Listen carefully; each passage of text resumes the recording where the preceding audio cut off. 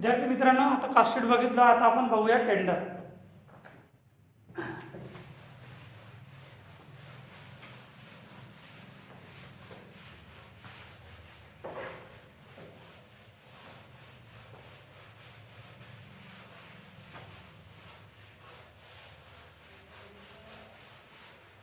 बघूया टेंडर. त्याच्या आधी आपल्याला उदाहरण एकदा रिपीट करावं लागेल. टेंडर आपल्याला ॲडिशनल इन्फॉर्मेशन जे दिलेल्या उदाहरणात त्याच्यानुसार आपल्याला टेंडर बनवायचं आहे. म्हणून लिहा statement of tender price. Statement of tender price. Statement of tender price डाव्या साईडच्या कोपऱ्यामध्ये लिहा प्रोडक्शन तिचं बनवायचं आपल्याला 500 गॅस स्टोव आणि इकडे लिहा पिरियड्स 2009. तुम्ही करा.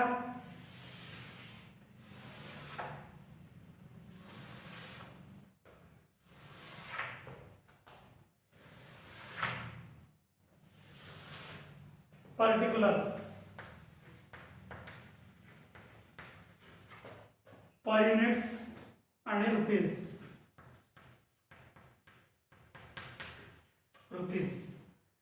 बघा ॲडिशनल इन्फॉर्मेशन म्हणजे आपल्याला काय दिलेलं आहे. पहिलं ॲडिशनल इन्फॉर्मेशनचे पॉईंट बघा. Company has to submit a tender for 500 gas stove in 2009, जे आपण ऑलरेडी लिहिलेले आहोत. Production 500 gas and periods 2009. दुसरा पॉईंट बघा. Cost of material will go up by 20% and labour by 10%. आपल्याला हे इन्क्रीज करायचं आहे. मटेरियल 20% आणि लेबर 10%. बघा आपल्याला कॉस्ट शीटवर मटेरियल किती दिलेलं आहे, 6 लाख दिलेलं आहे. म्हणून लिहा मटेरियल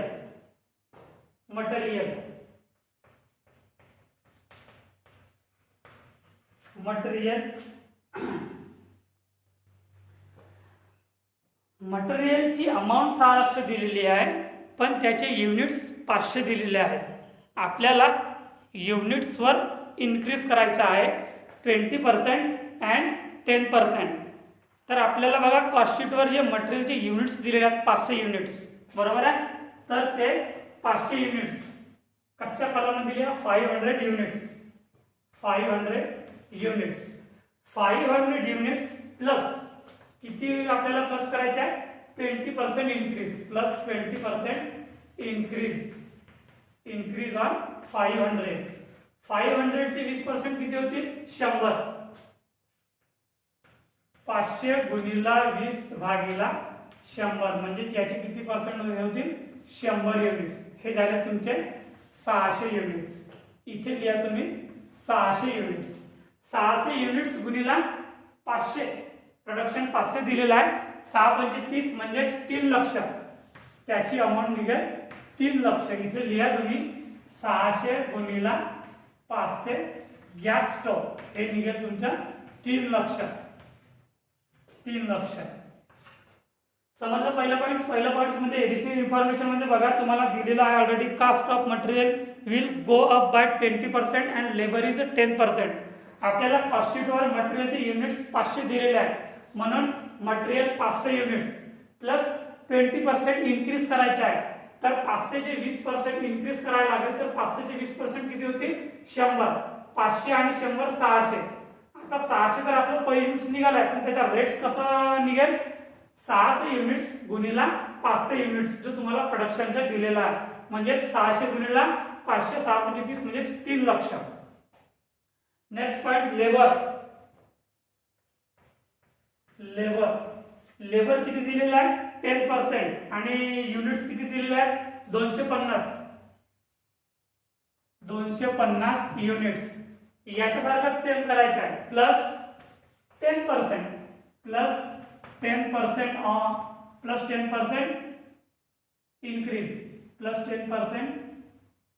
इन्क्रीज. किती निघेल, 250 चे 10% 25. 250 गुणिला 10 भागिला 100 किती निघेल 25, याची टोटल 275. इथे लिहा तुम्ही 275. याचा पर रेट काढायचा आपल्याला आता. तर 275 गुणिला 500 गॅस स्टोव किती निघेल बघा. 275 गुणिला 500 करा. 275 गुणिला 500 1,37,500. 1,37,500 याची टोटल करा. किती निघेल 3,00,000 4,00,000 4,37,500 4,37,500 आणि त्याची टोटल 6,7,875. 875 हे राहणार तुमचं प्राइम कॉस्ट. समजा विद्यार्थी मित्रांनो, पॉइंट्स मध्ये तुम्हाला काही कन्फ्युजन असेल, काही डाऊट्स असेल तर मला तुम्ही आपलं जे ग्रुप तयार झालेला आहे त्या ग्रुपवर तुम्ही विचारू शकता. तुम्हाला काही अडचणी असतील तर या प्रॉब्लेम मध्ये किंवा कोणत्याही प्रकारच्या प्रॉब्लेम मध्ये. तर पहिला पॉईंट समजला प्राइम कॉस्ट. याच्यानंतर आपला कोणता पॉईंट येतो आहे फॅक्टरी कॉस्ट. लिहा plus factory on cost. Factory on cost संबंधी काही उदाहरणात दिलेला आहे बघा. फॅक्टरी ऑन कॉस्ट संबंधी काय उदाहरणात दिलेलं आहे. मॅन्युफॅक्चरिंग तिसरा पॉईंट बघा, ऍडिशनल इन्फॉर्मेशन मधला तिसरा point. Manufacturing expenses will increase in combined proportion of material and labour. आपल्याला इथे दिलेलं आहे की इन्क्रीज कंबाइंड ठेवायचे आपल्याला, पण आपल्याला अशी काही अमाऊंट दिलेली नाही आहे किंवा असं काही पर्सेंटेज दिलेलं नाही आहे. बट आपल्याला कंबाइंड ऑफ प्रपोर्शन म्हटलेलं आहे. तर आपल्याला इथं फॉर्म्युला तयार करावा लागेल. फॉर्म्युल्यानुसार आपलं जे काही निघेल ते कॅल्क्युलेशन करावं लागेल. बघा फॉर्म्युला काय आहे तर पर्सेंटेज ऑफ लिहा. Percentage of manufacturing expenses.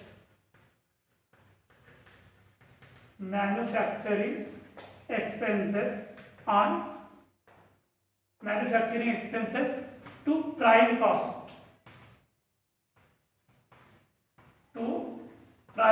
Formula निघेल लिया. Manufacturing expenses is equal to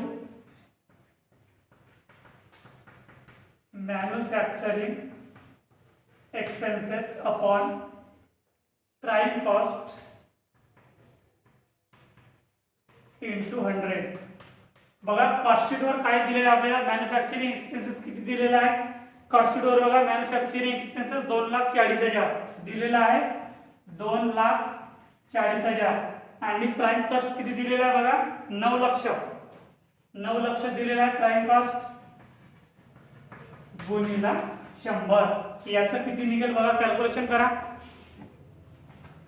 2,40,000 भागिला 9 lakh गुणिला 100. 26.66 म्हणजे 26.67%. 26.67%. फॉर्म्युला लिहून घ्या आणि त्याचं कॅल्क्युलेशन लिहून घ्या जेणेकरून आपल्याला टेंडर मध्ये याचा उपयोग होईल. उदाहरणार्थ आपल्याला मॅन्युफॅक्चरिंग एक्सपेन्सेसचं पर्सेंटेज दिलेलं नाही आहे आणि त्याची अमाऊंट सुद्धा दिलेली नाही आहे, पण आपल्याला फॉर्म्युल्यानुसार आपल्याला पर्सेंटेज काढावा लागेल. Percentage of manufacturing expenses to prime cost. Prime cost वरून आपल्याला पर्सेंटेज काढावा लागेल. Manufacturing expenses upon prime cost into 100. Cost sheet वर मॅन्युफॅक्चरिंग एक्सपेन्सेस बघा 2,40,000 दिलेला आहे आणि प्राइम कॉस्ट सुद्धा 9 लाख दिलेला आहे गुणिला 100. 26.66 असे निघतात. त्याला राऊंड फिगर 26.67 घ्यायचा. समजलं.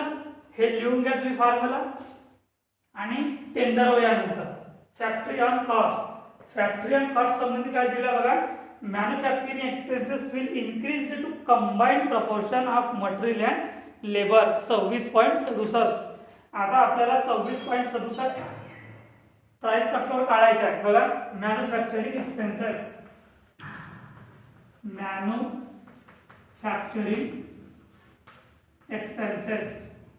26.67 on prime cost.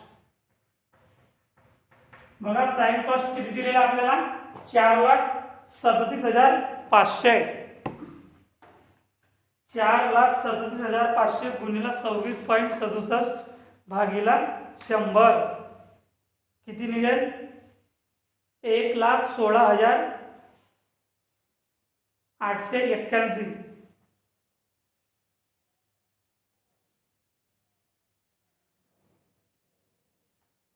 Prime cost 9 lakh गुणिला 26.67 भागीला 100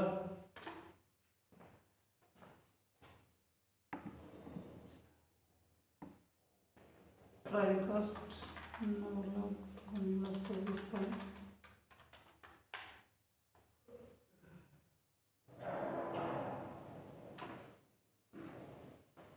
4,37,500 4,37,500 गुणिला 26.67 भागीला 100 1,16,681.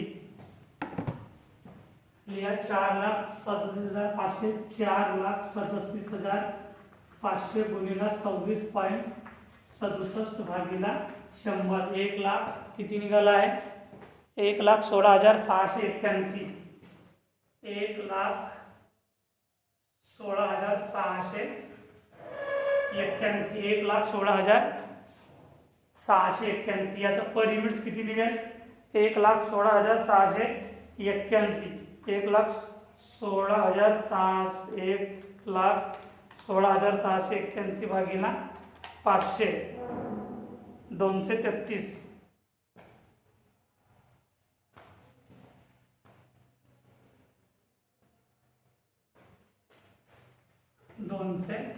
याची टोटल करा.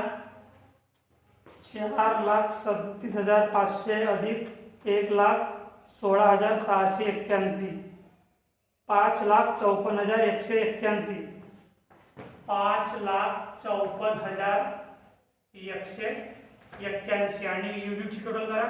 875 आणि 233 1108.33 निघेल. 1,16,681 भागीला 1,16,681 भागीला 500 करा. 1,16,681 भागीला 500 कराल तर 233.36 पर युनिट निघतो आहे. 233.36 पर युनिटचा रेट निघतो आहे. बघा तुम्हाला फॅक्टरी अँड कॉस्ट संबंधी जो एडिशनल इन्फॉर्मेशन मध्ये जो तिसरा पॉईंट दिलेला आहे तो कंबाईंड प्रपोर्शन असं दिलेला आहे आणि तुम्हाला त्याचा काही रेट किंवा अमाऊंट दिलेले नाही आहे. म्हणून आपल्याला या फॉर्म्युलाचा उपयोग करून आपल्याला पर्सेंटेज काढावं लागेल मॅन्युफॅक्चरिंग एक्सपेन्सेसचे. मॅन्युफॅक्चरिंग एक्सपेन्सेसचे पर्सेंटेज निघाले आहेत 26.67 आणि ते प्राइम कॉस्टवर निघालेले आहेत.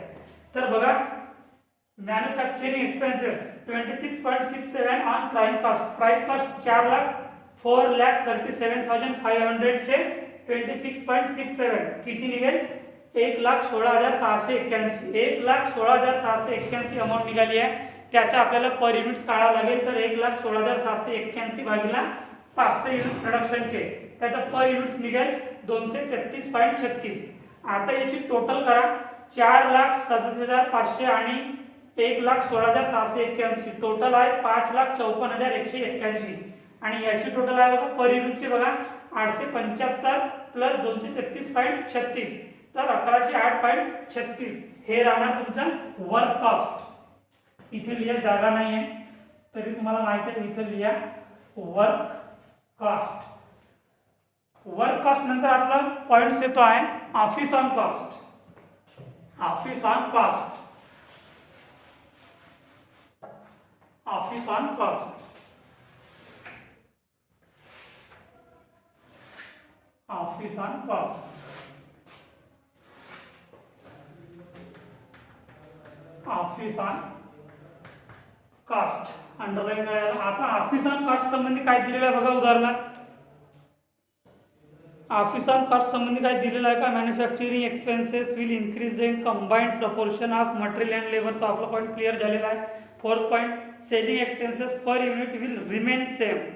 Other expenses remain unaffected by the increase in output. आपल्याला सेलिंगबद्दल काही म्हणजे ऑफिसबद्दल काही दिलेलं नाही आहे, पण आपल्याला ऑफिस संबंधी उदाहरण बघा आपल्याला दिलेलं आहे, ऑफिस संबंधी दिलेलं आहे. बट याच्यात एडिशनल इन्फॉर्मेशन काही आपल्याला पर्सेंटेज वगैरे दिलेलं नाही आहे. म्हणजेच जो उदाहरणात दिलेला आहे तो आपल्याला इथं लिहायला लागेल. बघा उदाहरणात काय दिलेलं आहे,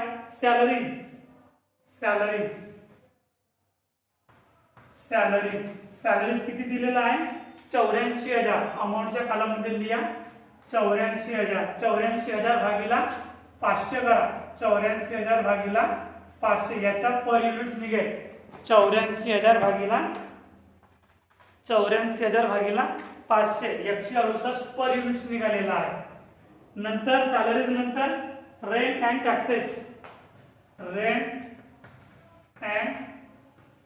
टॅक्सेस किती दिला, रेंट अँड टॅक्सेस उदाहरणार्थ 24,000. अमाऊंटच्या कॉलममध्ये लिहा 24,000. आता 24,000चे पर युनिट्स काढा. 24,000 भागीला 500. 24,000 भागीला 500 48 पर युनिट्स निघालेला. 48 पर युनिट. नंतर जनरल एक्सपेन्सेस किती दिलेलं, जनरल एक्सपेन्सेस 1,20,000. अमाऊंटच्या कॉलममध्ये लिहा 1,20,000. आता 1,20,000 भागीला 500 करा. त्याचा निघेल तुम्हाला पर युनिट्स रेट्स. 1,20,000 भागीला 500 240 पर युनिट निघालेला. 240 पर युनिट. याची टोटल करा. याची टोटल 5,54,181. 5,54,181 plus 84,000 plus 24,000 plus 1,20,000. याची टोटल आहे 7,82,181.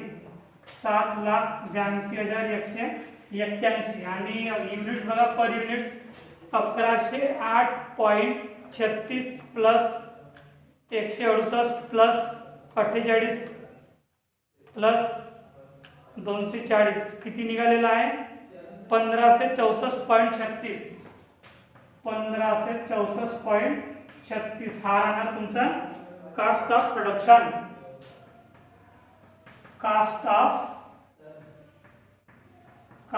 प्रोडक्शन. याच्या नंतर पॉइंट्स राहील selling and distribution expenses. Selling and distribution expenses.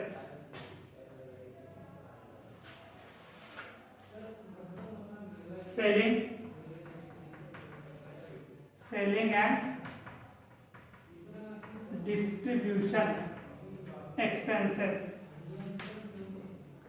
याच्या संबंधी काय उदाहरण दिलेलं बघा. सेलिंग अँड डिस्ट्रीब्युशन संबंधी selling expenses per unit will remain same. तो तुम्हाला चेंज करायचा नाही आहे, तो सेम ठेवायचा आहे. Other expenses remain unaffected by the increase in output. याच्यात सेलिंग मध्ये तुम्हाला सेलिंग मध्ये बघा सेलिंग अँड एक्सपेन्सेस किती दिलेला आहे, 36,000. याच्यात remain same changed selling expenses 30 units बघा.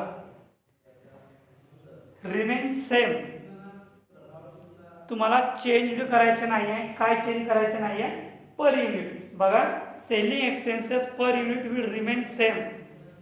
म्हणजे जे पर युनिट्स जो काही तुम्हाला दिलेलं असेल तो सेम ठेवायचा आहे, त्याला चेंजेस करायचे नाही आहे. आणि कॉस्ट शीटवर बघा पर युनिट्स किती दिलेला आहे. सेलिंग अँड डिस्ट्रीब्युशन एक्सपेन्सेसचं सेलिंग एक्सपेन्सेस 30 रुपये पर युनिट्स. म्हणजेच इथे सेलिंग एक्सपेन्सेस लिहा. सेलिंग एक्सपेन्सेस सेम ठेवायचे, आपल्याला चेंज करायचे नाही. आणि कॉस्ट शीटवर सेलिंग एक्सपेन्सेसची काय पर युनिट्स रेट दिलेला आहे, 30 रुपये. म्हणून 30 रुपये ठेवा, त्याला चेंज करायचं नाही आहे. आता 30 रुपये गुणिला 500 जे तुम्हाला प्रोडक्शन दिलेलं आहे 500 गॅस स्टोव्हचा. 30 रुपये गुणिला 500 म्हणजे 5 3 15,000 होते. म्हणजे 15,000 त्याची टोटल अमाऊंट येईल. 15,000 झालं सेलिंग एक्सपेन्सेसचा पॉईंट क्लिअर. तुम्हाला समजलं नसेल तर विचारा, उदाहरण आधी एक तर केअरफुल्ली वाचा की आपल्याला उदाहरणात काय दिलेलं आहे. चौथ्या पॉईंटचे पॉईंट बघा, selling expenses per unit will remain same. तुम्हाला सेलिंग एक्सपेन्सेसचा पर युनिट जो दिलेला आहे तो सेम ठेवायचा आहे, चेंज करायचा नाही आहे. Other expenses remain unaffected by the increase in output. आणि जो तुमचे अदर एक्सपेन्सेस इतर जे खर्च आहेत ते तुम्हाला त्याच्यानुसार काढता येतील. 30 रुपये तुम्हाला पर युनिट दिलेला आहे आणि 500 गॅस स्टोव्हचं आपण प्रोडक्शन काय करत आहोत, तर 30 गुणिले 500 तर 15,000 तो निघाला तुमचा रेट त्याचा. याची टोटल करा, याची टोटल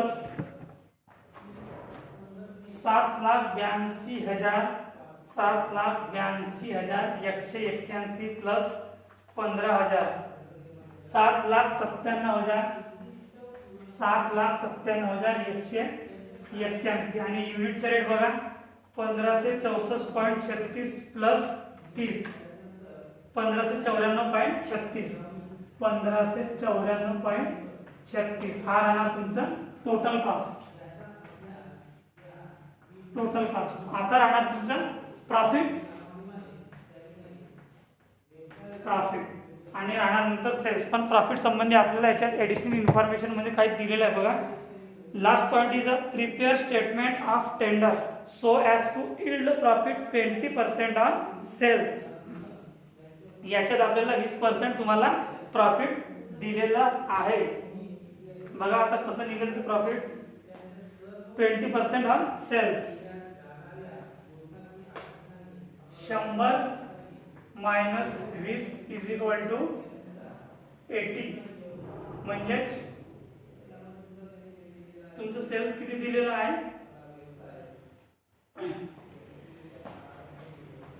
सेल्स दिलेला आहे बघा. उदाहरण बघा, सेल्स किती दिलेला आहे.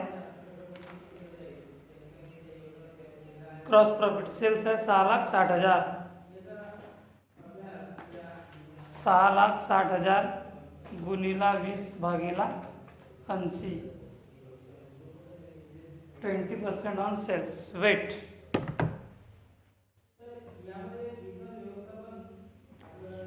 7,97,181 7,97,181 गुणिला 20 भागीला 7,97,181 गुणिला 20 भागीला 80 1,99,295. प्रॉफिट 20% ऑन सेल्स लिया. प्रॉफिट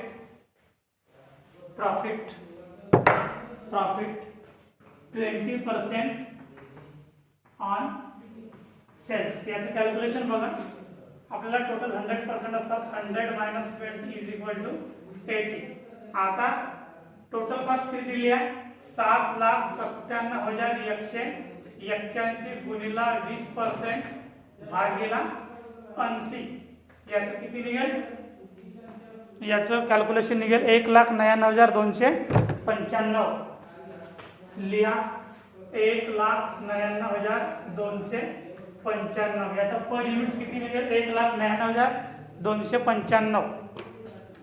1,99,295 भागीला 500 398.59 398.59 याची टोटल करा. आता किती निघेल, 398.59 प्लस 1,594.36 1992.95 1992.95 आणि याची टोटल बघा 7,97,181 7,97,181 प्लस 1,99,295 3,96,476. हे राहणार तुमचं सेल्स टेंडर प्राइस. हे राहणार तुमचं सेल्स, हे राहणार तुमचं tender price. TENDER PRICE tender price. समजलं विद्यार्थी मित्रांनो? टेंडर कशा प्रकारे कॅल्क्युलेशन करायचे. टेंडरमध्ये एकच पॉईंट्स आपल्याला थोडं डिफिकल्ट वाटतं आहे, तो म्हणजे प्रॉफिट. तर प्रॉफिट कशा प्रकारे कॅल्क्युलेशन करायचे आहे, जे पर्सेंटेज तुम्हाला दिलेले असतील 10% असो किंवा 20% असो किंवा किती पर्सेंट असो, ते पर्सेंटेज आपल्याला 100 मधून मायनस करावं लागते. आता जसे या उदाहरणात 20% दिलेलं आहे, तर आपण 100 मधून 20% मायनस केलं तर उरतील आपले 80%. ते किती काही पर्सेंट दिलेले का असो, ते तुम्हाला 100 मधून मायनस करावे लागतील, कारण की 100च्या वर तर पर्सेंटेज नाही राहत, आपले 100% लास्ट आहे. म्हणून 100% मधून जे पर्सेंटेज तुम्हाला दिलेले राहतील ते मायनस करायचे. जसे की या उदाहरणात 20% दिलेलं आहे, तर 100 मायनस 20% उरतील तुमचे 80%. तर या 80%चे कॅल्क्युलेशन होईल आणि ते कॅल्क्युलेशन होईल तुमच्या टोटल कॉस्टचा. टोटल कॉस्ट दिलेली आहे 7,97,181. 7,97,181 चे 20% काढायचे, तर 7,97,181 भागीला 20% भागीला 80% जे तुमचे शिल्लक पर्सेंटेज होते ते, त्याची अमाऊंट निघाली आहे 1,99,295. आता पर युनिट सुद्धा काढायचं आहे, तर 1,99,295 भागीला 500 युनिट्स जे तुम्हाला प्रोडक्शन दिलेलं आहे, तर त्याचा रेट निघाला 398.59. याची टोटल केल्यानंतर तो निघेल सेल्स म्हणजेच टेंडर प्राइस. दोघांची टोटल केल्यानंतर टेंडर प्राइस सेल्स. धन्यवाद. याच्यानंतर आपण उदाहरण बघूया 36 नंबरचे. हे बघा, तुम्हाला काही पॉईंट्स कन्फ्युजन असतील, काही पॉईंट समजले नसतील तर तुम्ही मला व्हॉट्सअप ग्रुपवर विचारा. धन्यवाद.